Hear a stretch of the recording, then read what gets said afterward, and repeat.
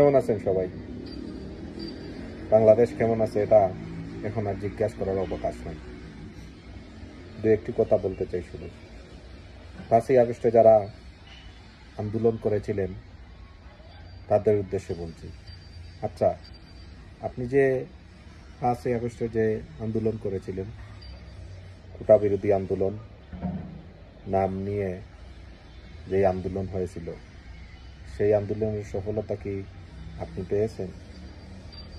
আপনি কি এখন আগের চেয়ে ভালো আছেন? আচ্ছা বলুন তো, গত 16 বছরে কি কি ক্ষতি করেছে এই সরকার আপনার ব্যক্তিগত জীবন অথবা সামাজিক জীবনে? আপনি কি কি থেকে বঞ্চিত ছিলেন? কেন আপনি এই সরকারকে এই শেখ হাসিনার সরকারকে উৎখাত করার জন্য এই আন্দোলনে জড়িত হয়েছিলেন?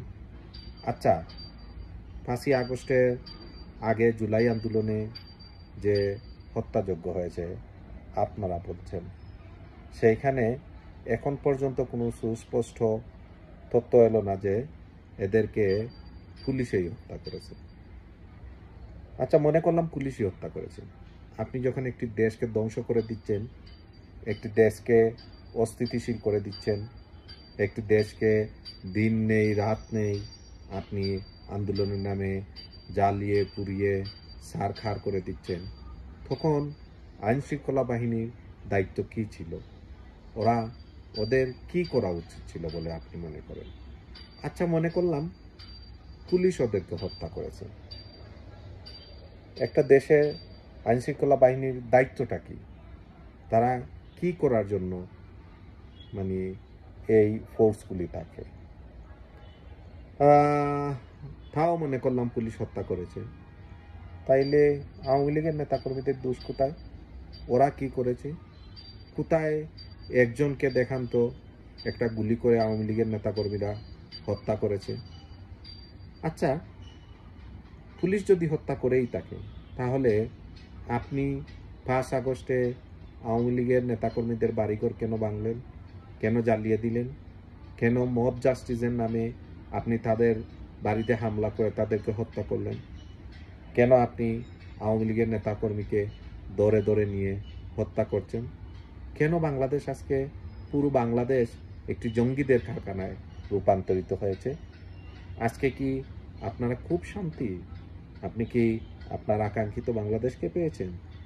আপনি কি এখন সুখ শান্তিতে ভরপুর বাংলাদেশ পেয়েছেন? বলে রাখি, এই দেশকে যারা ধ্বংসের দ্বার প্রান্তে নিয়ে গেছেন, বুঝে না বুঝে আন্দোলনে শরিক হয়েছেন, কেউ এই দ্বার বাইরে এড়াইতে পারবেন না। বাংলাদেশে হাহাকার চলছে। শুধু যে আমাদের পরিবারে হাহাকার তা কিন্তু নয়, আপনার পরিবারেও হাহাকার চলছে। এরা স্বীকার করেন কিংবা না করেন, আমরা শুধু বলি আমরা মনে প্রাণে চাই এই দেশটা রক্ষা হোক, এই দেশটায় শান্তি ফিরে আসুক। আওয়ামী লীগ ক্ষমতায় আসুক কিংবা না আসুক, এরা কিন্তু মুখ্য বিষয় না।